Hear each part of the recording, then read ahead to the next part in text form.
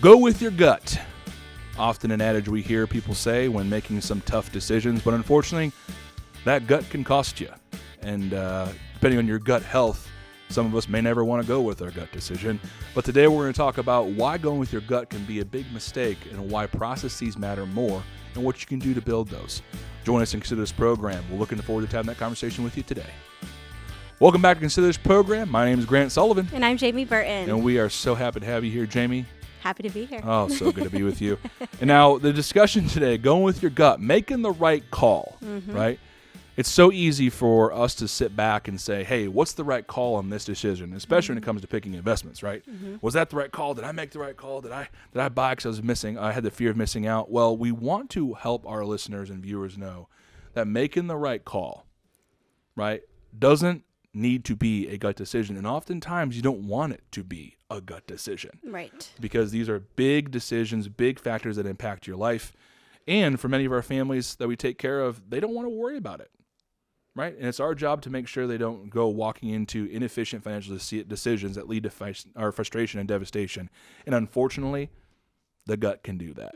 So getting into making the right call, obviously everyone naturally goes to investments, right? Because that's always what's kind of blaring on the TV. It's always the white noise we hear about, the Bitcoin this, crypto that, Tesla this. Are we making the right call? Is this a good buying decision?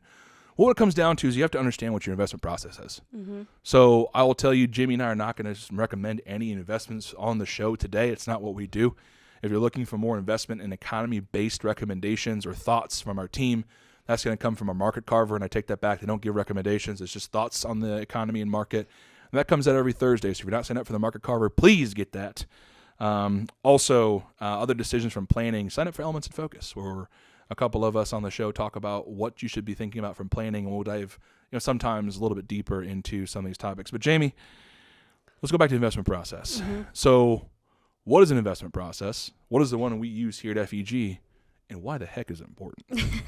Well, first of all, to start off with why it's important, I will never forget the conversation that I had with a gentleman that I met with who was considering getting a financial plan put together and just kind of wondering what his next step should be. And he was telling me the story that he had a 401k and he was fully invested in that 401k when 2008 hit. And on an emotional whim, an emotional decision, he decided to sell all of it when the market was down. So he had $1 million IRA. It's now worth about $500,000. Sold all of it. And to this day, he's still sitting in cash because he emotionally could not get back into the market. So because he did not have a process in place of when he should be selling, when he should be buying, if it makes sense to sell, or if he's just going off of his emotions, because he didn't have that process, he has lost all of that money that he worked so hard to save and then has not been able to get back in to recoup any of that money and has missed out on so many gains. So that is the major reason that you have to have a process in place, or you're gonna hurt yourself. You're gonna get yourself in trouble. So at Financial Enhancement Group, we have our investment team that does all of the investing for us. And that investment team makes sure that they are so disciplined in their process when taking care of the assets of the families that we take care of, because it's so important as fiduciaries to make sure we are doing what is best for them. We would do the same thing with their money that we would do with our own money if we were in their same situation. So because of that, they have a process in place called the risk barometer. And that is what they go off of to decide, right now, does it make sense to be aggressive in the market? Do we want to have a lot of our assets on the equity side to where we're trying to take advantage of gains and dividends and really growing those investments that we have that we're managing?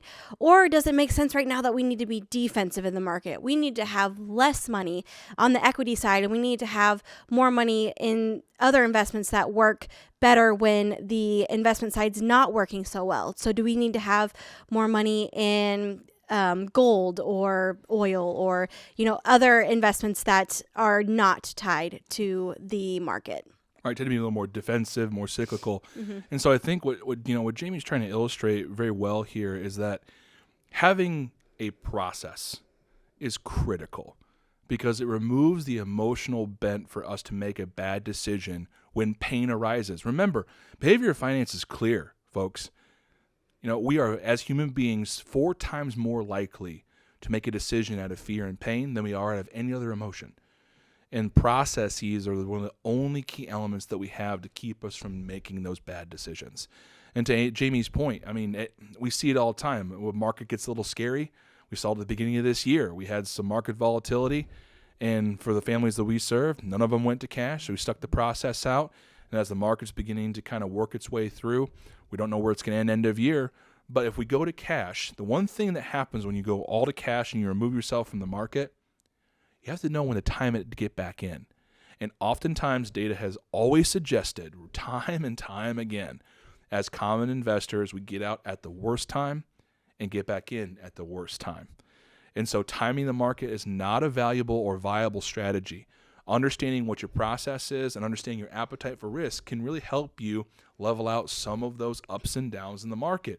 Meaning, if you don't have a heavy appetite for risk, if your risk tolerance is very low, then there's no reason you should be trying to chase some of this glorious growth return that's been kind of ramping the market up the last decade, right? Do you need to capture some? Absolutely. But your appetite, your avoidance of pain is going to be so great when we have huge market swings that it could cause detriment to your situation. So have a process. The risk barometer that we talk about that Jamie was alluding to in the system, essentially what you've got to take a look at is all the factors in a market. Things change. Mm-hmm. And so when Jamie and I were actually studying to be students at Purdue University, I think, Jamie, I was there 07, 08, 09. I don't remember if this is the case for you, but they said, hey, listen, if you're going to be an advisor, here's your success story: 60% equities, 40% bonds. Was that the same for you? Mm-hmm. Yep. And what was crazy, folks, is that if we were to do that today, we'd be setting our families up for disaster, because the fixed income market is not what it was when we were in college 10, 20 years ago. Mm-hmm. It's just not. And you also have to have a process in place that's flexible enough to grab on to other things, to pay attention to sectors. Goodness, for crying out loud. If you look at the defensive sectors today, energy, kind of the beaten up little brother of the sector in the market, has just come back swinging hard. Now it's a small percentage of the overall market cap, but really when things have gotten bad, it's really excelled. And you have to have processes in place that know how to capture that, not chase it, but capture it in appropriate times. And so our risk barometer process for the families that we serve, Jamie, you were getting after it. Our team looks at 3 critical areas: the fundamentals, the economics, the technical analysis, and then the seasonality is the tiebreaker. And so for us, no matter what the market's doing, when we look under the hood, those are the 3 elements we're paying very close attention to. And when it comes to how we invest our family's money, again, we're not going to always be able to capture all the lows, but darn it, we're going to be able to protect ourselves from the downside, because I think you alluded to it earlier, Jamie, is, when markets go down and you lose 20%, if you gain 20% back, you're not at even. You get 40% back, you're back at even. That's why when you're especially in distribution or preservation, protecting the nest egg is so critical. For Jamie and I want the market to have a 40% correction. I want to start putting my 401k contributions in a significant discount. Right? But for the families we serve, that's not the case, and making sure you have an appropriate asset mix is huge. Jamie, one thing that we get asked is, we still get it, is there a way to time the market? And Jamie, what is the answer to that? It's so funny because I've literally just had this conversation with my husband this week. Chad, he was wanting to put his Roth IRA contribution in, and he was like, is there a way that you guys can just hold that in cash until, maybe I think that there's a better time to put it in? I was like, oh, are you going to time the market? Like, are you going to tell me when the best time to put it in is? Because I'm pretty sure you're not. So timing the market is not a successful strategy for you. It is not. And to Jamie's point, folks, and here's the thing. We joke about it, and I'll be out. Chad's a pretty amazing human being. But it's a common concern we all have. In the back of our head, we're always like, hey, should I wait? Should I wait for another dip? Should I wait for another this? But when we try to do that, studies show that the average investor that tries to play that game, when the market's average, I think, who did this study, Jamie? Was it, I can't remember now. Was it Wells Fargo or was it Goldman Sachs? Regardless, I think it is immaterial. But a study was done, and the average investor who was trying to time the market only averaged a rate of return of 2% when the market was averaging 8%.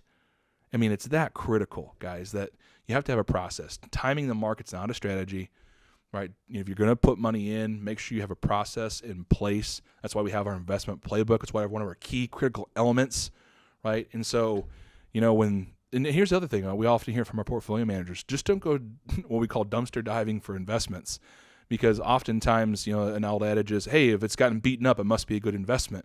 Well, not necessarily. And does it play into your process? So those are things that we often work with our families to try and understand. And if you're looking to understand what your process is, what your appetite for risk is, and what your long-term strategy needs to be, please schedule a Next Steps meeting. Reach out to us, 800-928-4001, or you can reach us at yourlifeafterwork.com. Brittany's going to be on the other line of that phone. And if you're looking to analyze your financial situation and figure out when retirement's going to be best for you, or how a fiduciary team can really help you make some of these critical investment decisions, please call us. She'll set you up with the appropriate team member based on your area. And also, if you have questions, please shoot us them at yourlifeafterwork.com. One of our talented team members will try to get back to you as soon as possible, because we want to make sure that you guys are making good decisions. Remember, if you're doing this on your own, that's your business. If you're looking for a fiduciary team to help you mitigate some of this fear and energy, that's ours.